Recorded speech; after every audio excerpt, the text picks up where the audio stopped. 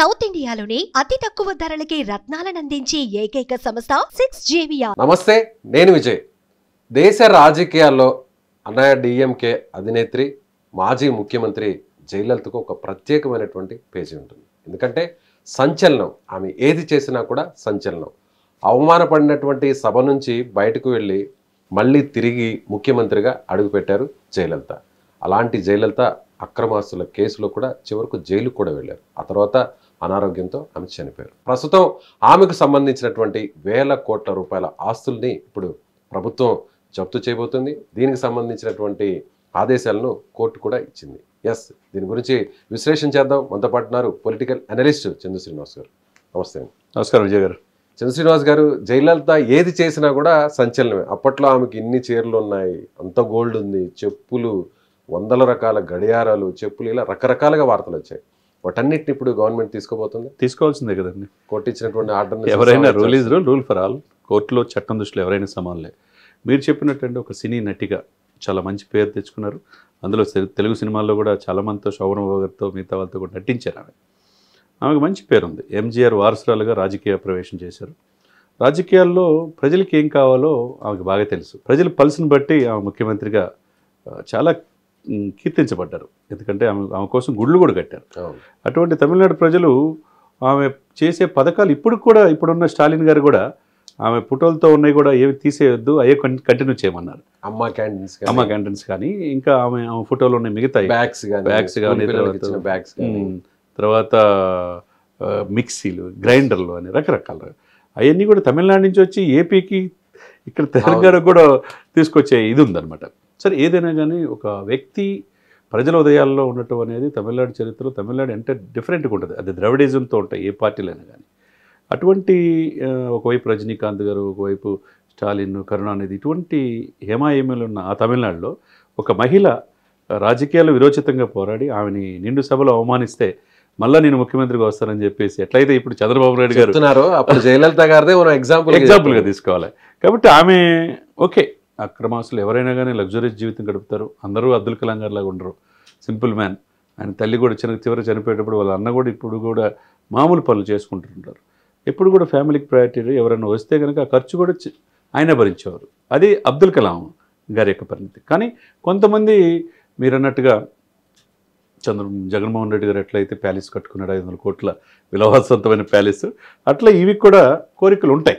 కోరికలు ఎలా ఉన్నాయి? ఆమెతో పాటు అనేక ఎలిగేషన్స్ ఎందుకు ఉన్నాయి? పేరుతో పాటు అదే సమయంలో ఆరోపణలు కూడా ఉన్నాయి. ఆమెకి శశికళతో సహా ఇదిగా ఆమె బంధువుల యొక్క ఇది తమిళనాడులో ఎంతవరకు ఆస్తులు షాడో సీఎంగా ఆరోపించారు. ఆమె జైలుకి వెళ్ళొచ్చింది. సరే, ఏదైనా కానీ ఆమె చావు చాలా ఇదిగా, చాలా దయనీయమైన పరిస్థితి, మిస్టరీగా, ఇప్పటికి కూడా మిస్టరీ అంటారు. సరే, ఏదైనా కానీ తమిళనాడులో ఈ కేసు అయితే న్యాయం జరగదన్న ఉద్దేశంతో కర్ణాటకకి బదిలీ చేశారు. చాలా సంవత్సరాల తర్వాత ఆయన హెచ్ఏ మోహన్ గారు ప్రత్యేక న్యాయస్థానం న్యాయమూర్తి తీర్పు ఇచ్చేశారు. ఏదైతే ఈమె ఆస్తులు ఉన్నాయో మాకే చెందుతాయి, ఆమె వారసులుగా మేమని దీప ఇద్దరు కూడా కోర్టుకు వెళ్ళారు. అసలు వీళ్ళకి సంబంధం లేదని చెప్పి తీర్పిచ్చి ఇది తమిళనాడు ప్రభుత్వానికి హ్యాండ్ ఓవర్ చేయమని చెప్పేసి న్యాయమూర్తి తీర్పిచ్చారు. ఇది ఏమి తీర్పిచ్చారు? ఈమె ఆస్తులు ఏమున్నాయని చూస్తే కనుక 11,000 చీరలు, పట్టు చీరలు, దాదాపు 1562 ఎకరాల భూమి ఆమె పేరు మీద ఉంది. హైదరాబాద్లో కూడా ఉన్నాయి, జయ గార్డెన్స్ హైదరాబాద్లో కూడా ఉన్నాయి చాలా ఆస్తులు. ఇక దీంతోపాటు 27 కేజీల బంగారం కావచ్చు, వజ్రాలు కావచ్చు. ఇక చెప్పులు అయితే ఒక లారీ కొన్ని అంటారు, అదేమో తెలియదు. సరే, ఏదైనా కానీ ఎన్ని చూసుకుంటే కనుక 913 కోట్లు విలువ. అంటే ఇప్పుడు మార్కెట్ విలువ చూసుకుంటే 4,000 కోట్ల పైన, 4,000 కోట్ల ఆస్తులు ఒక ముఖ్యమంత్రి వారసులు లేని ముఖ్యమంత్రి, కుటుంబ సభ్యులు ఉన్నా కూడా ఆ సోదరులు మాత్రం సాధారణ జీవితం గడుపుతారు. ఏదేమైనా కానీ అండి, ఇక్కడ మనం ఎప్పుడు విజయ్ గారు మనం చెప్పుకునేటప్పుడు ఏదైనా కానీ ముఖ్యమంత్రి అయితే ఆ రాష్ట్రానికి, ఆ రాష్ట్ర ప్రజలకి, తర్వాత ఆ ప్రభుత్వ ఆస్తులకి కస్టోడియన్గా ఉండాలి, అంటే సంరక్షకులుగా ఉండాలి. అదేగా రేవంత్ రెడ్డి గారు చెప్పేది ఏంది, నేను ఏదో ముఖ్యమంత్రి కాదు, నేను గుంపుకు మేస్త్రి అంటుంటాడు. సేమ్ అదే ఆ భావనతో ప్రజల్లో ఉండాలి. ఇప్పుడు మనం పవన్ కళ్యాణ్ గారిని చూస్తున్నాం, లేదా చంద్రబాబు నాయుడు గారిని చూస్తున్నాం. 7 పదుల వయసులో ఇప్పుడు కూడా నిత్య విద్యార్థులాగా ఒకవైపు చంద్రబాబు నాయుడు గారు అమరావతి కోసం, పోలవరం కోసం పనిచేస్తున్నాడు. అదే సమయంలో కేంద్రం నుంచి నిధులు రావడం కోసం అలుపెరిగిన పోరాటం పవన్ కళ్యాణ్ గారు చేస్తున్నారు. అది ప్రజల్లో ఆ ఇది ఉన్నప్పుడు మరలా మీరే కావాలని ప్రజలు కోరుకుంటారు.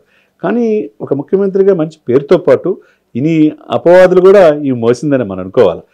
యాదృచ్ఛికంగా ఈ దగ్గర పనిచేసిన రామ్మోహన్ రావు గారు కూడా చీఫ్ సెక్రటరీ తెలుగు వ్యక్తే, ఆయన 2 times చేస్తున్నారు. ఏదేమైనా కానీ ఆయన ఆరోపణలు లేరు.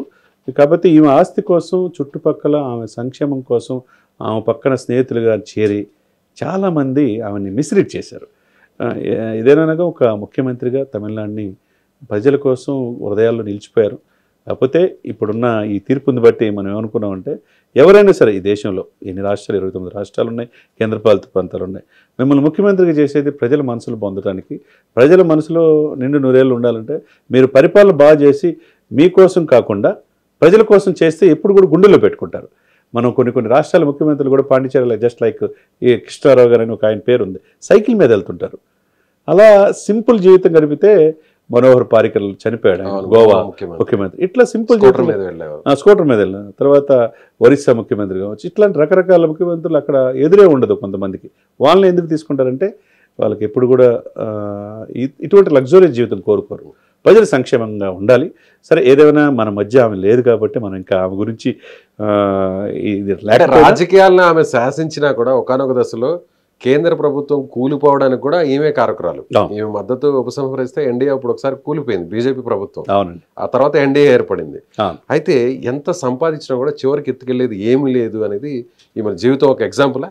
డెఫినెట్గా అంతే కదండి. ఇప్పుడు జగన్మోహన్ రెడ్డి గారు తండ్రి గారు రాజశేఖర రెడ్డి గారి మీద కూడా లక్షల కోట్లు సంపాదించారని ఆరోపణ ఉంది.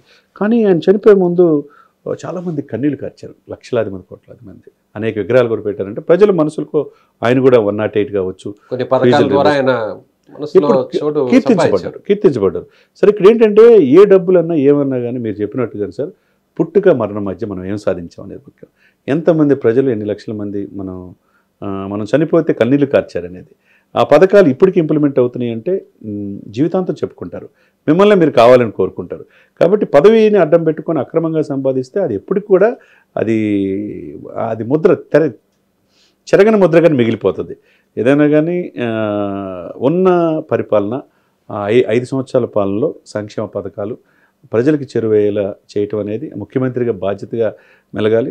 ఇటువంటిది ఇప్పుడు ఎప్పటికైనా తేలిందిగా.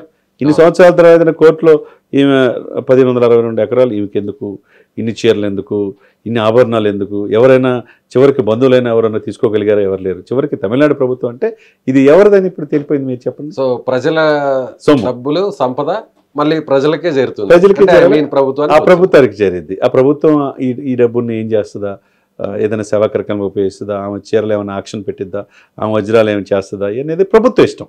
ఏదైనా కానండి ఇక అల్టిమేట్గా దీన్ని బట్టి మనం ఏం తెలుసుకోవాలంటే ఈ దేశంలోని ముఖ్యమంత్రులు ఎవరైనా మనం ప్రజల మనసులు పొందాలంటే ప్రజల ఆస్తులకి కస్టోడియన్గా ఉండాలా. ప్రజల యొక్క సంక్షేమ పథకాలు గ్రాస్ రూట్లో చేయగలిగితే జీవితాంతం వాళ్ళ మనసులో గుర్తుపెట్టుకుంటారు. Right sir, thank you sir.